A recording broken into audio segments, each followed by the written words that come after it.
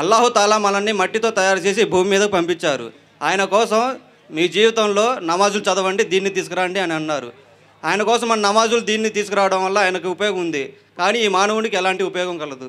సోదరుడు ఏమని ప్రశ్న అడుగుతున్నారంటే, నమాజు చదివితే అల్లాహకు ఉపయోగం ఉంది, కానీ దాసులకు ఏం ఉపయోగం ఉంది అని సోదరుడు ప్రశ్న అడుగుతున్నారు. చాలా విచిత్రమైనటువంటి ప్రశ్న. చూడండి, అల్లాహ్ సుబ్హానహు వ తఆలా స్వయంగా స్తుతిపాత్రుడు. అల్లాహ్ సుబ్హానహు వ తఆలా స్వయంగా స్తుతిపాత్రుడు.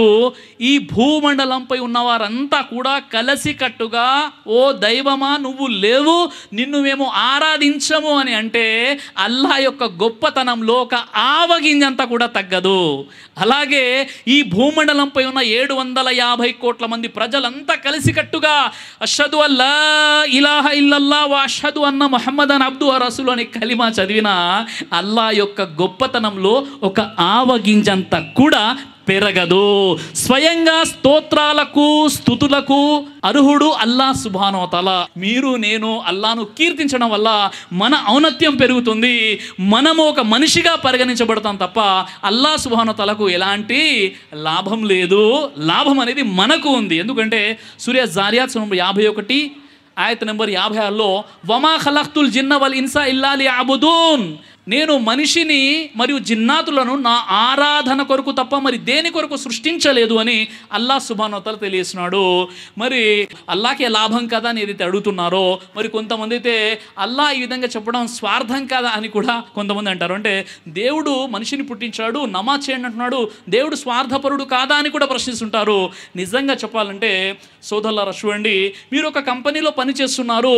ఆ కంపెనీ యజమాని ఏం చెప్పాడంటే, ఉదయం 10 గంటలకు రండి, 6 గంటలకు వెళ్ళిపోండి, మీకు 20,000 రూపాయల శాలరీ ఇస్తాను అని చెప్పినప్పుడు మీరు అక్కడ కట్టుబడి అక్కడ పనిచేస్తుంటారు. అది ఏ కంపెనీ అయినా, ఏ ఫ్యాక్టరీ అయినా, ఏ పంట పొలాలైనా ఆ యజమాని కొన్ని నియమ నిబంధనలు పెడతాడు. మీరు ఇక్కడికి వచ్చి ఇక్కడ పని చేయండి, ఇక్కడ శాలరీ తీసుకోండి. మీరేమో ఒక యజమాని దగ్గర శాలరీ తీసుకున్నారు, మరో వ్యక్తి కంపెనీలోకి వెళ్ళి జాబ్ చేసినట్లయితే అది మంచి పనేనా? మంచి పని కాదు కదా. అదేవిధంగా ఎక్కడైతే మీరు డబ్బులు తీసుకున్నారో అక్కడే మీరు ఉద్యోగం చేయాలి. అలా కాకుండా ఉద్యోగం ఒక దగ్గర చేసి మరో చోట డబ్బులు తీసుకోవడం అది సరైన విషయం కాదు. కాబట్టి అల్లాహ్ మనల్ని పుట్టించాడు కాబట్టి మనం అల్లాహ్ను మాత్రమే ఆరాధించాలి. ఇది సమంజసమైనటువంటి సరైనటువంటి విషయము. ఉదాహరణకి ఒక భర్త అంటున్నాడు తన భార్యను, నువ్వు నన్ను మాత్రమే భర్త అని అను, ఇతరుల్ని మొగుడు అని చెప్పకంటే నువ్వే మొగుడు అయ్యా, స్వార్థపరుడు అంటే ఏదైనా అర్థం ఉంటుందా? కాబట్టి అల్లాహ్ మనల్ని పుట్టించాడు, సృష్టికర్త మనల్ని పుట్టించాడు, ఆయన్ని మాత్రమే మనం ఆరాధించాలి. నిజంగా లాభం అల్లాహ్ కాదు, మనకు లాభం. మనకి ఏం లాభం? 5 పూటల నమాజ్ మనం చదివినట్లయితే మన జీవితంలో ఒక క్రమశిక్షణ వస్తుంది. నిజంగా చెప్పాలంటే నమాజ్ అనేది ఒక టైం మేనేజ్మెంట్. నిజంగా ఈ ప్రపంచంలో 5 పూటల నమాజ్ సిస్టమేటిక్గా టైం ప్రకారంగా చేసేటటువంటి జాతి ఎవరైనా ఉన్నారు అంటే అది కేవలం ముస్లింలు మాత్రమే. అది ముస్లింలు నిర్ణయించిన సమయం కాదు, సృష్టికర్తనటువంటి అల్లాహ్ సుబ్హానహు వ తఆలా నిర్ణయించినటువంటి టైం. కాబట్టి చాలా అద్భుతమైనటువంటి టైం మేనేజ్మెంట్ అనేది మీకు ఇక్కడ నమాజులో కనిపిస్తుంది. మొదటి విషయం.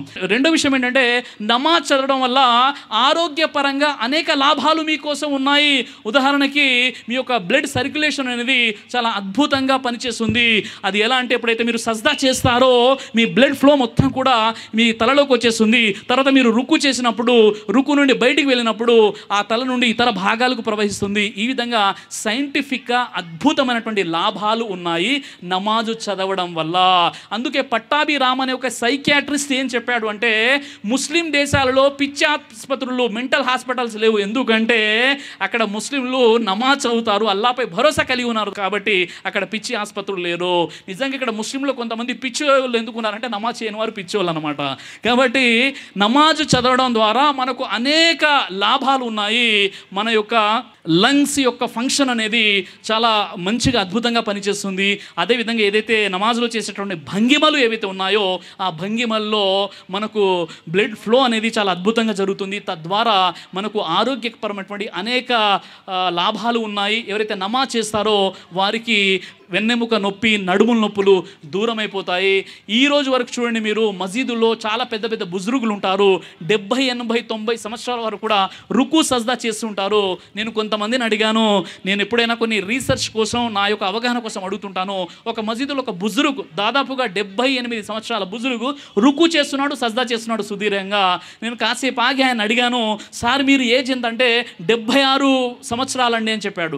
76 సంవత్సరాలు మీరు రుకు చేస్తున్నారు, సజ్దా చేస్తున్నారు, సుదీర్ఘంగా చేస్తున్నారు, ఏదైనా ఎక్సర్సైజ్ చేస్తారంటే లేదండి, నా యుక్త వయసు నుండి కూడా ఇదే ఎక్సర్సైజ్, ఇదే నమాజ్ చేస్తున్నాను, ఇదే నా యొక్క ఆత్మకు ఆహారం, శరీరానికి బలం, అదే నమాజ్ అని చెప్పారు. కాబట్టి నమాజ్ మాషాల్లా, అలా అని నేను ఎక్సర్సైజ్ చేయకూడదు, జిమ్కి వెళ్ళకూడదని చెప్పట్లేదు, కానీ మాషాల్లా చాలా అద్భుతమైనటువంటి ఉపయోగాలు నమాజ్లో ఉన్నాయి.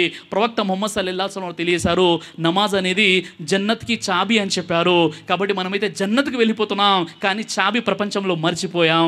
జన్నత్లోకి వెళ్ళగలుగుతామా?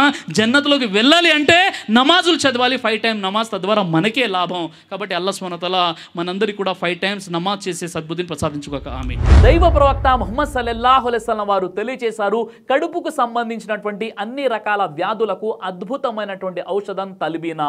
ఇది దైవ ప్రవక్త వారి సున్నత్, మంచి ఆహారం, ఇమ్యూనిటీ బూస్టర్, ఇందులో షిఫా ఉంది, ఇది మంచి ఔషధంగా కూడా పనిచేస్తుంది. కాబట్టి పిల్లలు అయినా పెద్దలు అయినా ఎవరైనా దీనిని ఉపయోగించవచ్చు. అలాగే ఖురాన్లో దైవం తెలియజేశాడు, తేనెలో మీకు స్వస్థత ఉంది అని. కాబట్టి ఇక్కడ కనిపిస్తున్నటువంటి ఈ నెంబర్స్కి కాల్ చేసి మీరు ఇప్పుడే ఈ ప్రోడక్ట్ని ఆర్డర్ చేసుకోవచ్చు. కొరియర్ ఫెసిలిటీ కూడా ఉంది.